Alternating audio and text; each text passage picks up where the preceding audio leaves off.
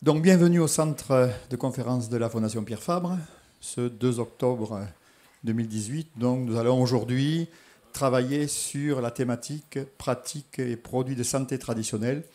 Quelle place dans les systèmes de santé des pays du Sud?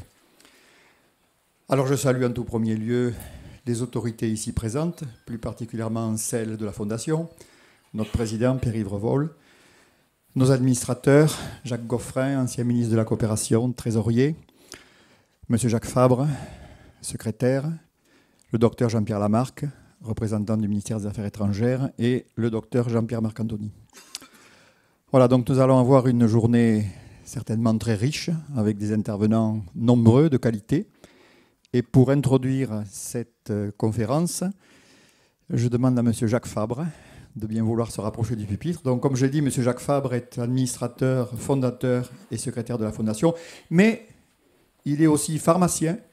Et vous verrez que dans la journée d'aujourd'hui, les intervenantes et les intervenants, il y a une grosse concentration de pharmaciens. Donc, finalement, c'est une réunion qui ne peut que bien se passer.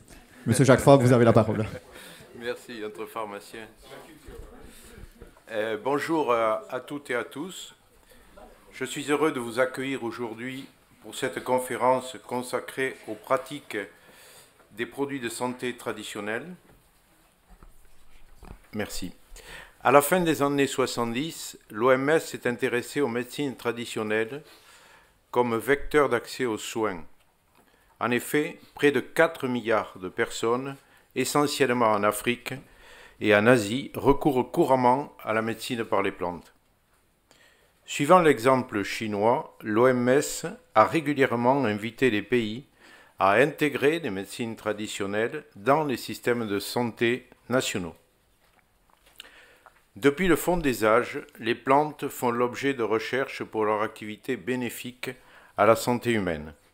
Encore aujourd'hui, environ 25% des principes actifs des médicaments sont extraits du domaine végétal.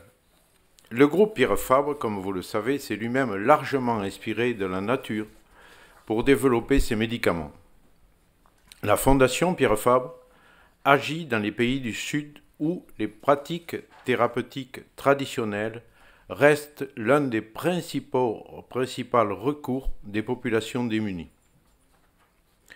Cette dynamique d'intégration au système de santé s'est progressivement mise en œuvre dans les années 2000 dans plusieurs pays.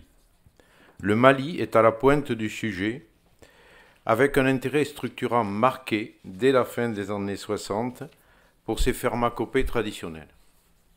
De nos jours, la mondialisation modifie les enjeux par deux éléments. D'une part, les mouvements de population appauvrissent la transmission des savoirs, qui est essentiellement une transmission orale, et également les pressions climatiques et économiques menacent les ressources locales.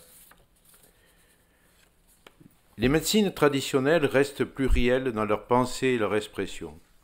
Cette approche globale de l'individu et de la maladie est soutenue par des facteurs empiriques, culturels et sociaux.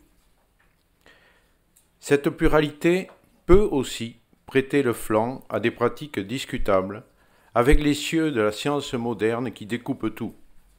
Oui, les médecines traditionnelles passionnent et divisent. Elles se trouvent à la croisée d'enjeux sanitaires, sociaux, économiques et politiques. Dans une époque moderne qui redécouvre la nature, il nous est apparu important d'écouter les spécialistes venus nous exposer la place des produits de santé traditionnels dans les pays du Sud. Je vous remercie. Je souhaite à tous et à toutes une bonne réunion et d'excellents échanges qui, j'espère, seront très constructifs.